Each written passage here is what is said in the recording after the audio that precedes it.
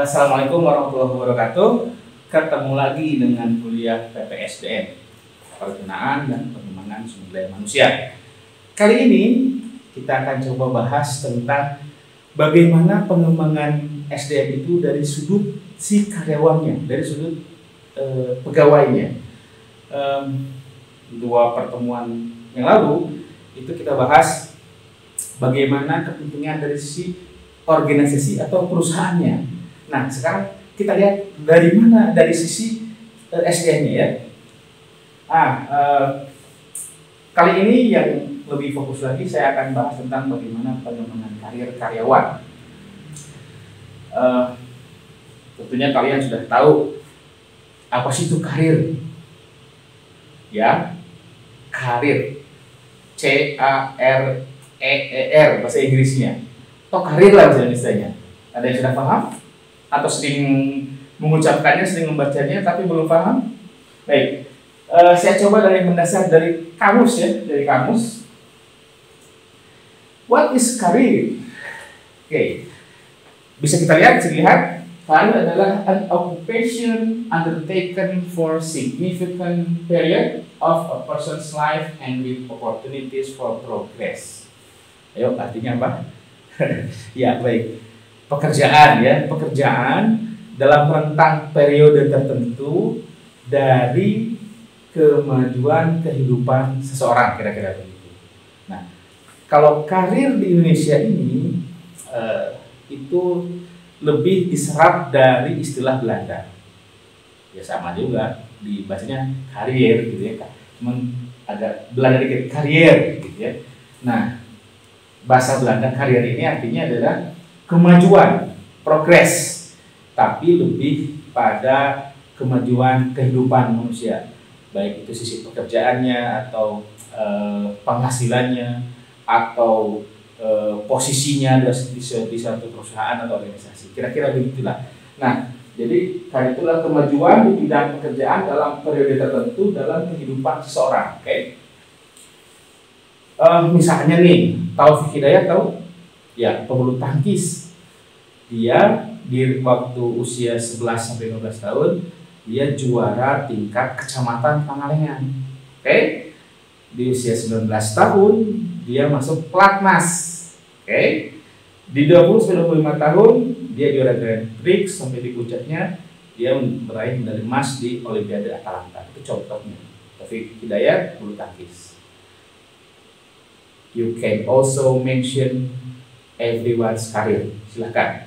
Bisa B.J. Habibie, bisa Joko Widodo presiden kita, bisa bapak ibu Anda, bisa saya, bahkan bisa Anda sendiri. Ya, intinya adalah kemajuan kehidupan pekerjaan seseorang dalam periode tertentu. Kita lanjut ya. Apa sih yang menjadi faktor penentukan seseorang? Banyak penelitian bahwa yang menentukan karir itu ada dua, secara internal dan secara eksternal. Internalnya adalah kepribadian atau personality, di mana yang membangun personality itu setidaknya menurut kajian itu ada tiga. Yang pertama adalah motivasi, yang kedua adalah kompetensi, dan yang ketiga adalah pengalaman. Kita lihat sebentar. Motivasi itu adalah dari kata motif, yaitu dorong. Artinya apa? Hal yang mendorong seseorang bertindak. Hal yang mendorong seseorang bertindak. Motivasi. Banyak teori motivasi. Saya kasih dua, nanti tiga lainnya Anda yang cari sendiri. Yang pertama adalah teorinya Maslow. Teorinya Maslow terkenal dengan motivational hierarki teori hierarki motivasi. Kata Maslow, setiap kita, Anda, saya, bapakmu, dosen-dosen yang lain, semua orang, pegawai, itu punya 5 kebutuhan. Yang pertama adalah kebutuhan fisiologis atau physiological needs. Apa itu? Butuh makanan, minuman, tidur, pakaian, dan lain. Bahasa saya waktu sekolah, sandang, pangan, papan, ya. Nah, manusia bertindak karena kebutuhan itu yang dasar. Jika kebutuhan mendasar itu sudah dipenuhi, maka akan lahir kebutuhan baru. Namanya kebutuhan rasa aman atau security needs. Apa itu? Bukan aman dari gangguan binatang buas, bukan. Tapi keamanan, keteraturan, stabilitas, ketenangan. Misal, ketika saya masuk kerja pertama di sini, maka saya butuh gaji bulan ini untuk makan, untuk minum, untuk pakaian, untuk tempat tinggal saya.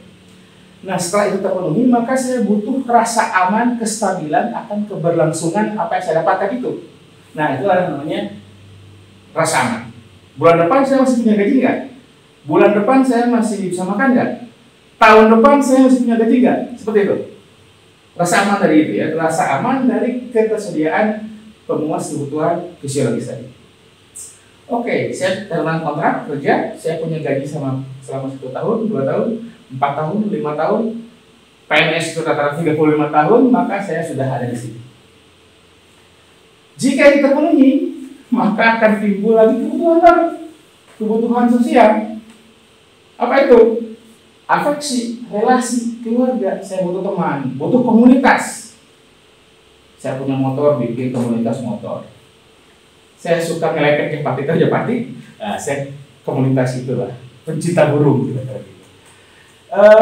Bahkan karena usia saya sudah nambah lagi, saya sudah punya gaji, saya sudah punya kontrak, saya butuh keluarga. Saya ingin menikah, saya ingin punya anak. Itu rasa kebutuhan sosial. Maka menikahlah saya, maka saya jadi anggota satu komunitas dan seterusnya. Maka timbul kebutuhan yang baru. Rasa ingin dihargai, penghargaan.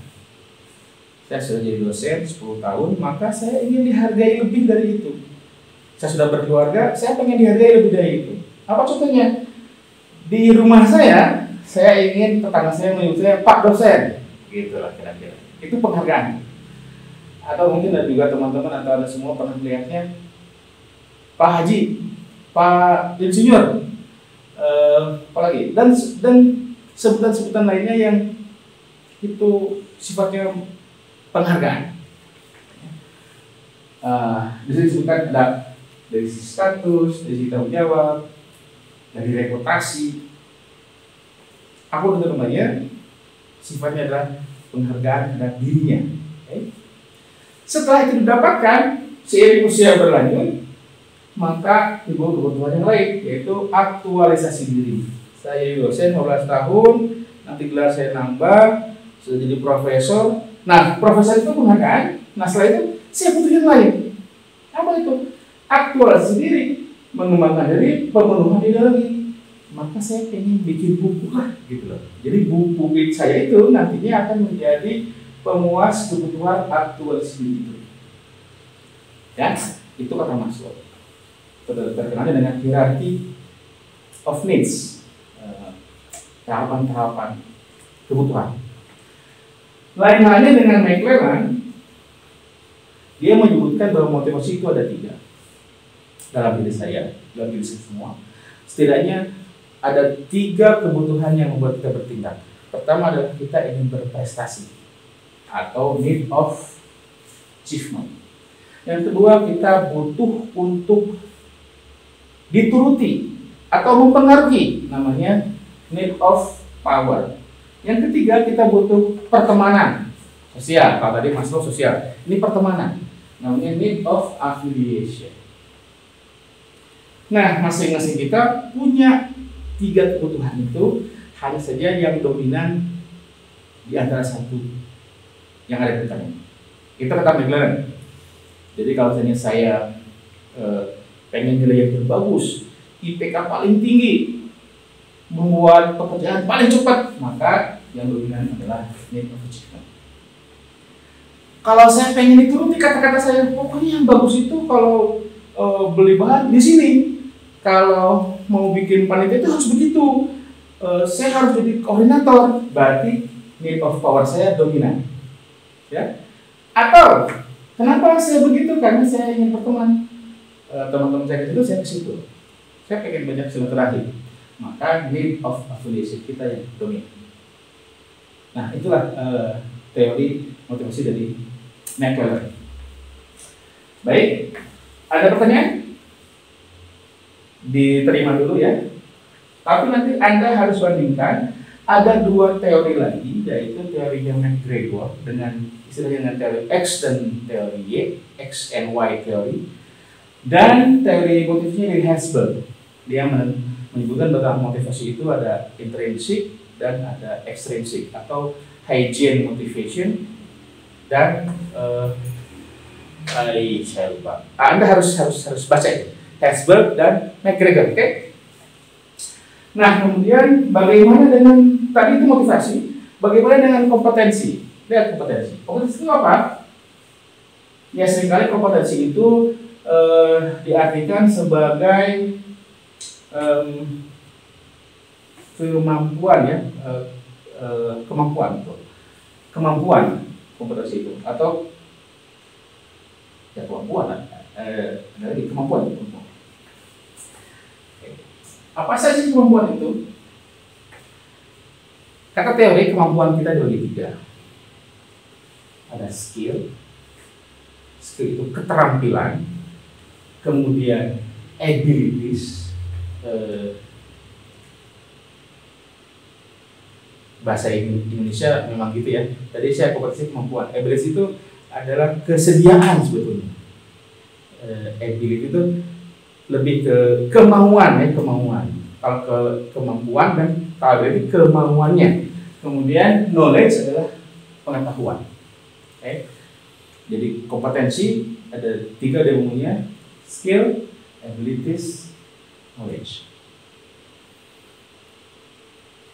Kadang kita punya abilities tapi nggak punya skill, ya kan?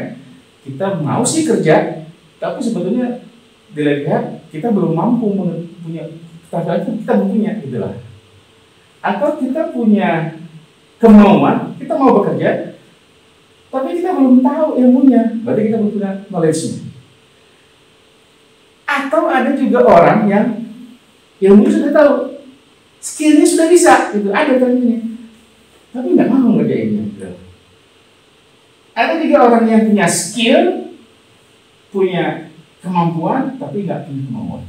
Nah, itulah dari sisi individu SDM itu membentuk kompetensi. Nanti kenapa dia harus berkembang? Di antaranya alasannya adalah ini, untuk meningkatkan skill, untuk meningkatkan abilities, dan untuk meningkatkan knowledge. Ya. Kalau Spencer beda lagi, kata Spencer bahwa kemampuan kita itu setidaknya kita punya tiga kemampuan. Kemampuan intelektual, bagaimana kita berpikir. Kemudian bagaimana kompetensi sosial, kemampuan kita untuk berinteraksi dengan orang lain. Kalau di masyarakat orang lain dalam arti yang sebenarnya orang lain. Kalau di perusahaan itu dengan teman sejawat, dengan atasan, atau dengan bawahan. Kompetensi sosial. Ada lagi kata Spencer adalah kompetensi emosional. Bagaimana kita mengelola perasaan kita sehingga ditujukan kepada orang. Misalnya, bagaimana secara profesional kita bekerja di posisi kita, sementara kita yang mungkin ada musibah atau ada sesuatu yang negatif, putuslah katakan atau ditolak ya. Bagaimana sikap kita dalam bekerja, gitu kan? Atau sebaliknya, kita menghadapi suasana yang apa yang kita hadapi, sementara suasana kita yang gembira nih sedang mendengar sesuatu, itu akan beda apa yang kita tampilkan di situ. Nah, ini juga akan menjadi dasar bagi kita.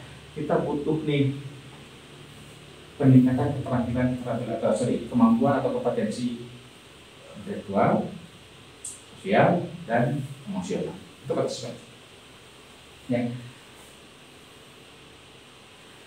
Nah, kemudian kalau tadi motif kepribadian itu ada motivasi dan kompetensi, maka dari sisi eksternalnya, ya, faktor penentu karir itu adalah yang pertama adalah ada nggak peluangnya. Peluang lah berarti di organisasinya. Ada nggak peluangnya nih, kesempatannya? Gitu. Yang kedua adalah status kerja. Di sebagian perusahaan, gara-gara status kerja itu bisa memulai karirnya. Katakanlah ada kontrak, ada tidak tetap, ada tetap, dan seterusnya ini ya. Nah,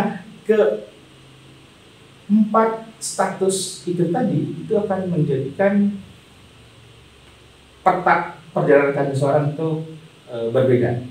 Katakanlah kalau kontrak dalam sebuah perusahaan dia tidak bisa naik ke level mana, batasnya di level mana. Itu status kerja bisa menentukan karir.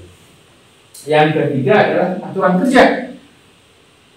Ya sudah, kalau tadi status ini aturannya, artinya di perusahaan itu bagaimana sedemikian rupa punya semacam SOP atau aturan tentang bagaimana si individu itu menapaki karirnya. Contoh kalau di PNS saya ada dari mulai golongan 1A, naik 1B, 1C, 1D, naik 2A, sampai paling puncaknya 4E gitu. Kira gitu. Dengan waktu tempuh masing-masing golongan itu kurang lebih 2 tahun atau 3 tahun. Kalau di militer dari mulai Prada, Pratu sampai jenderal, bintangnya 4. Nah, itu contohnya aturan kerjanya ada tuh.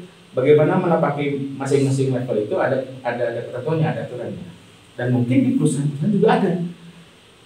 Operasional, supervisor, asisten manajer, manajer, general manager, direktur utama, dan seterusnya. Nah, itu ada aturannya. Dan yang terakhir adalah yang menentukan karir seorang tentunya adalah persetujuan atasan. Karena konteks kita dalam hal ini adalah perusahaan, maka yang bisa menentukan secara eksternal karir seorang adalah persetujuan atasan. Makanya tadi di kompetensi itu ada kompetensi sosial, bagaimana seseorang itu bersikap kepada atasan, bawahan, dan termasuk sejawat. Itu kira-kira karir itu seperti itu. Nah, di pertemuan selanjutnya saya ingin Anda mengkaji selain motivasi dari McGregor dan Ashburn, saya menugaskan kalian untuk mengkaji tentang Holland Hexagon, ya. Holland Hexagon, silahkan Anda kaji. Di situ bisa Anda lihat bahwa seseorang itu punya bakat di setidaknya 6 bidang pekerjaan, 6 rumpun, banyak, tapi Holland Hexagon ada 6 rumpun bidang pekerjaan sesuai dengan minat dan bakat. Oke, sampai sini kuliah kita. Mudah-mudahan Anda semua sehat semua, dan terima kasih, selamat belajar. Assalamualaikum warahmatullahi wabarakatuh.